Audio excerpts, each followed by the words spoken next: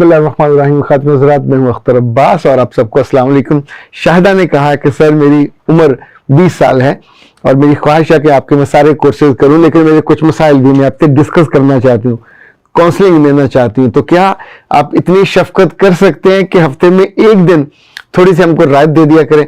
मेरे प्यारे बच्चे, मैं तो बाकी दिनों में भी अगर कोई डिजर्विंग केस होता है, स्टूडेंट हो और इवन घर की जो दूर दराज की खवातीन होती हैं, तो मैंने अपनी टीम को ये इजाजत दी हुई है कि अगर कोई रायत मांगे तो 500 तक उनको रायत कर देते हैं। मुझ तक मामला पहुंचे तो 500 में भी रायत कर देता हूं, तो 1000 की रायत हो जाती है, तो अच्छी खासी माकूल होती है।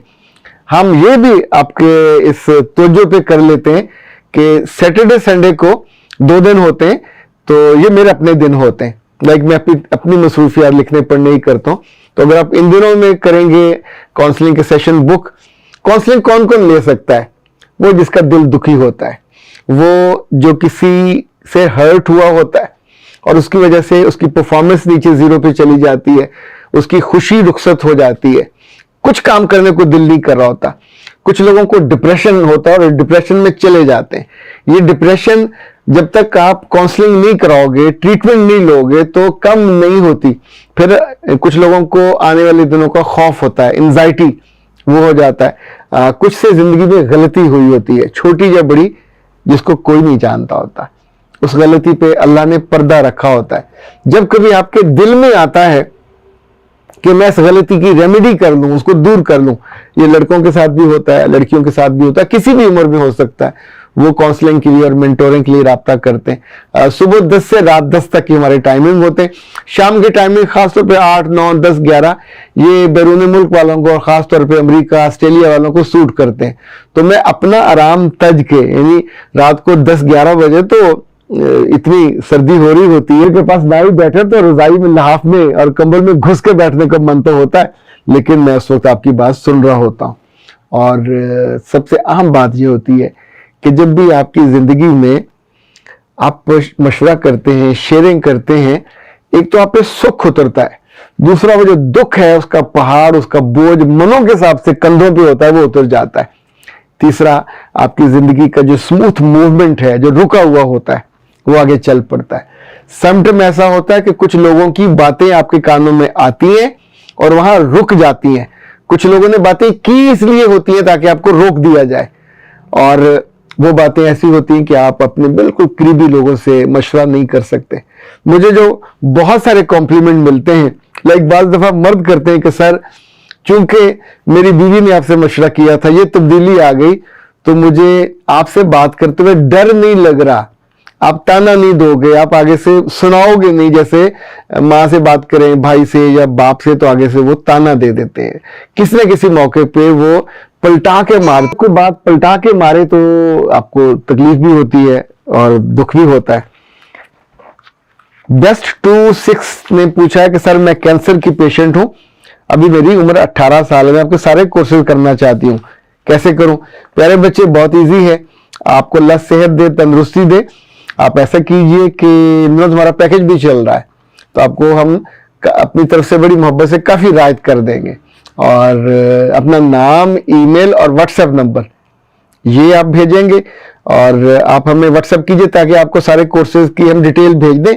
उसमें जो जो आपको पसंद हो तरतीब से करते जाइए, यानी एक हफ्ते में आप 3 कर लें तो हफ्ता आपका बहुत अच्छा गुजरेगा, क्योंकि हर कोर्स के 10 हिस्से होते हैं, उसमें टेस्ट होते हैं, आखिर में जो अचीवमेंट का एक सेंस होती है, खुशी होती है, वो आपको होती रहेगी। जलो बदलो कहती हैं सर, जो लड़कियां या औरतें अपने वर्किंग कैरियर की वजह से पाकिस्तान में होती हैं, शौहर बाहर होते हैं, वो अपने ससुराल में कैसे रहें? इवन माँ बाप के घर भी उनकी कोई प्राइवेसी नहीं होती, तो हम क्या करें? बेटा, इसमें 2 सूरतें हैं, जलो बदलो। कि अगर आप अपने माँ बाप के घर, तो मैं बिल्कुल सजेस्ट नहीं करता कि वहां रहें, क्योंकि शादी के बाद लड़की की इज्जत या ससुराल में होती है या अपने घर में होती है। माँ बाप के घर में इज्जत नहीं रहती। इवन आप घर में शेयर करो, आप ग्रोसरी में शेयर करोगे, आप बिलों में शेयर करोगे, आप खाने पीने में भी शेयर करोगे, लेकिन आप भाइयों भाभीियों के बराबर हो नहीं पाते। और बहुत, अगर आपके बच्चे भी हों तो बंदा बहुत हर्ट होता है। सो ये ऑप्शन, इसे नीचे ले जाइए।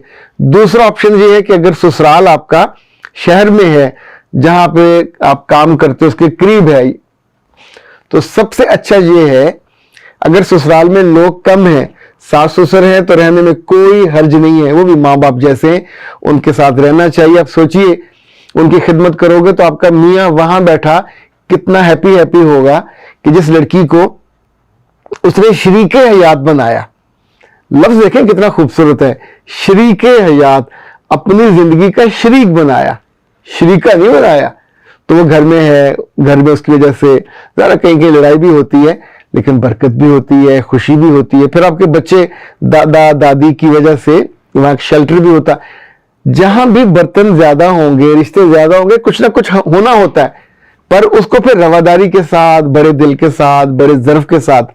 क्योंकि देखें, आप कहीं और जॉब कर रहे होंगे, बच्चे आप होंगे, आप अलग रह रहे होंगे, तो ये मसला तो होगा कि बच्चों के साथ बेबी सिटिंग कौन करे। जब आप देर से आओगे तो बच्चों के पास कौन रहे, या तो फिर आप अपनी अम्मा के पास छोड़ के आओगे या दादा दादी के पास छोड़ने जाओगे, फिर शाम को लेके आओगे अपने घर में, सिर्फ रात इकट्ठे रहोगे, सुबह फिर आप यही करोगे, छोड़ने जाओगे, लेने जाओगे और फिर अपनी जॉब पे जाओगे। तो प्रैक्टिकल जो है, इसमें लड़कियां अगर थोड़ा समझदारी से सोच लिया करें तो कितने सारे बच्चों की हिफाजत के, बच्चों के लाने ले जाने के और बच्चों की टेक केयर के इश्यूज हैं, आपकी दादी यानी आपकी सास और ससुर हल कर सकते हैं। अगर खानदान बहुत बड़ा है, जॉइंट फैमिली है, हाँ, तो उसमें थोड़ी दिक्कत होती है। मर्द अगर सर पे ना हो तो फिर बहू की, दुल्हन की वहां इज्जत नहीं होती, कमतर हैसियत होती है। और बार बार और तकरीबन सारे, इवन आपका देवर और देवरानियां तक आप पे रोब डालती हैं। तो उस पर मैंने तो प्रैक्टिकली ये देखा है कि उनके करीब घर आप ले लें, और उसमें ये होता है कि एक हौसला भी रहता है, चाहे मुसलसल आना जाना ना हो, लेकिन करीब होने से जिंदगी में दुख सुख साथ जुड़े हुए होते हैं। इतना याद रखिएगा, अक्लमंद लड़की वो होती है जितना मर्जी पढ़ ले, यानी MBBS कर ले, PhD कर ले, इंजीनियर बन ले, जो लड़की अपने ससुराली रिश्तों के साथ वर्किंग टर्म्स रखती है, वर्किंग रिलेशनशिप रखती है, एक्टिव, उसको जिंदगी में बहुत दिक्कत नहीं होती। अच्छा, अगर आप बहुत जजमेंटल हैं और आपको सारे इंसान ही बुरे लगते हैं, ससुर भी बुरा और उसकी बेटियां भी बुरी और बेटे भी बुरे, तो फिर बेटा आपको जंगल में जाना पड़ेगा इंसानों के साथ रहते हुए। तो हमेशा रिश्तों के साथ कुछ ले और दे के असूल है ना ये। अब देना क्या है? खिदमत है। देने में क्या है? तोहफे तोहफे है। देने में क्या है? अपनी जुबान की मिठास है। देने में क्या है? उन रिश्तों का एहतराम है। देने में क्या है? उनका रिगार्ड है। और अगर कभी वो बदतमीजी भी कर लें, आप पे सख्ती भी कर लें और आपके मियाँ को रोजाना शिकायत भी लगाए, तब भी पेशेंस, पेशेंस। बाबा जी कायदे आज़म ने कहा था, काम काम और काम, तो उसी के वजन भी आप याद रखिएगा। उस काम काम में इज्जत बनती है, रिस्क भी आता है। और इस पेशेंस पेशेंस पेशेंस में ये बेसिकली सब्र है, रवादारी है, चीजों को जब्त करना है, इंगेज करना है। तो मुंह से आप लफ्जों को रोक लोगे, आपके आगे खाई नहीं आएगी। जितने नाजायज, नारवा और दिल दुखाने वाले लफ्ज लड़कियां कहती हैं, बहुएं, वो सब उनके रास्ते में कांटे बन के बिखर जाते और फिर उनकी अपनी जिंदगी को कांटों से भर देते हैं। ये कांटे उनको लहूलुहान करते हैं, उनको दुखी करते हैं, उनकी खुशियों को इवन खा जाते हैं।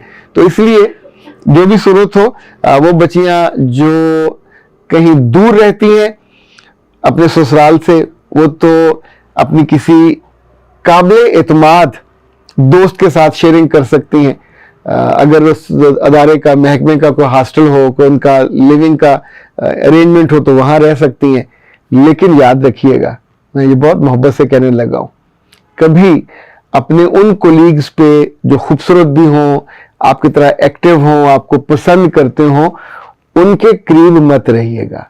इंसान बहरहाल इंसान है, और कब शैतान बीच में आ जाए और कब कोई दूसरा आप पे मेहरबानी करते करते आपके दिल को बदल दे और आपका दिल उस पर मेहरबान हो जाए और आप उस रिश्ते की पाकीज़गी और उस रिश्ते की मजबूती और उस रिश्ते की जो असल हिफाजत है वो ना कर पाओ, ये मुतालबा आपके मियाँ का नहीं है, ये मुतालबा आपको बनाने वाले का है।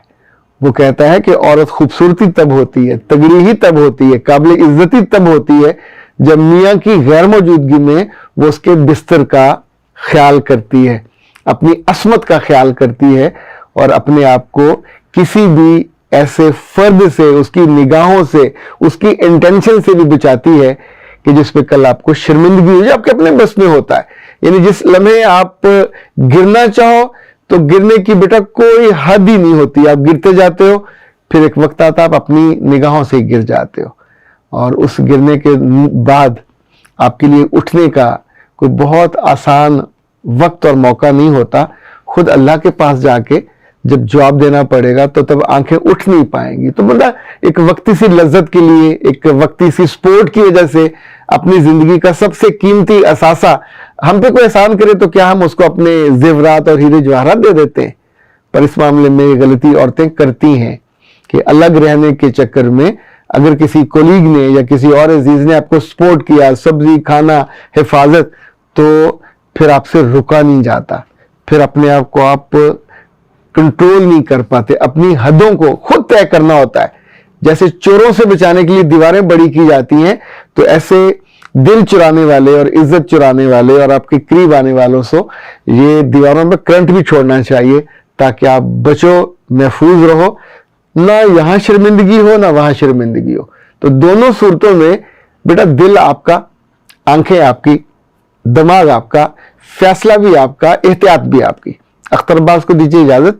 अस्सलाम।